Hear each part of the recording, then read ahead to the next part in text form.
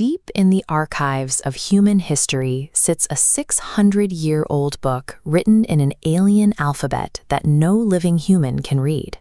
Across its 240 pages, the text wraps around meticulously drawn but entirely fictional plants, strange cosmological charts, and figures bathing in green pools. Modern physical autopsy has locked down the timeline. Carbon dating the calfskin vellum proves with 95% certainty the pages were created between 1404 and 1438. Today, it rests inside a highly secured vault at Yale's Voynich Library. It is an authenticated historical artifact, not a modern prop. The physical evidence is now absolute, yet despite having total certainty about the object, the message it carries remains entirely silent. The manuscript resurfaced in 1912 when an antiquarian book dealer named Wilfrid Voynich purchased a trove of texts. The transaction took place under strict conditions of absolute secrecy at Villa Mondragone, a Jesuit college in Italy. Before that, it passed like a shadow through the hands of 17th-century alchemists and emperors in Prague, who were equally baffled by its contents. Since the greatest human minds have failed for over a century to read a single word, we have to look to modern forensic and computational data to test the three leading theories. To understand why this document defies translation, we have to put its very identity on trial.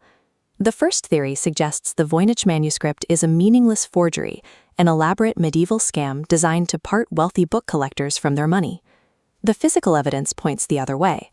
Multispectral imaging reveals no underlying sketches or erased mistakes. Up to 5 different scribes applied the ink flawlessly, with the absolute fluency of people writing in a familiar system. This chart shows Zipf's law, a mathematical rule demonstrating word frequency in genuine languages.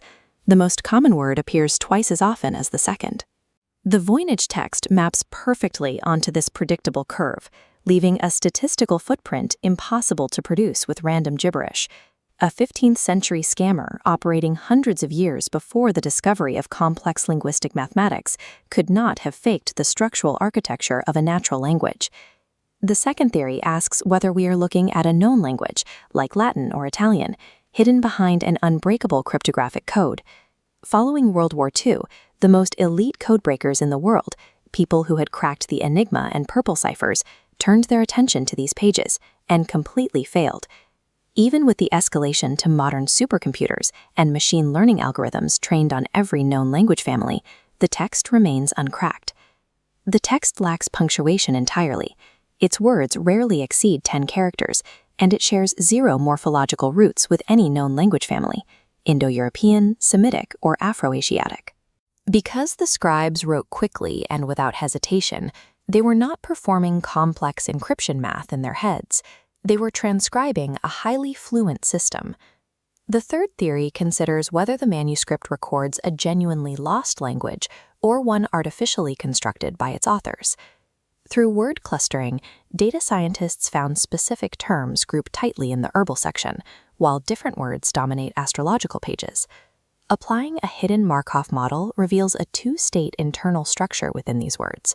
They alternate in a pattern perfectly mirroring vowels and consonants. But then the data hits a wall. Voynich's completely lacks the grammatical markers found in the middle of words, a trait unheard of in any European language. The manuscript exists as a complete linguistic island. It possesses the mathematical skeleton of a real language, but none of the actual flesh required to read it. We have perfectly mapped the physical chemistry of the ink, the exact age of the vellum, and the mathematical structure of the sentences. Yet despite this wealth of granular data, we are no closer to reading a single page than Wilfrid Voynich was when he first opened the cover. Today, artificial intelligence processes billions of data points a second, and yet a small, archaic book of fictional plants continually defeats it. The manuscript stands as a monument to the absolute limits of human knowledge and technology. This singular physical object has commanded an obsessive power over emperors, military codebreakers, and modern computer scientists alike. We are left staring at the same unanswerable options: an elaborate medieval hoax, a forgotten lost tongue, or encrypted scientific text. Ultimately, we may simply have to accept that these pages possess an internal logic that our modern systems are incapable of recognizing.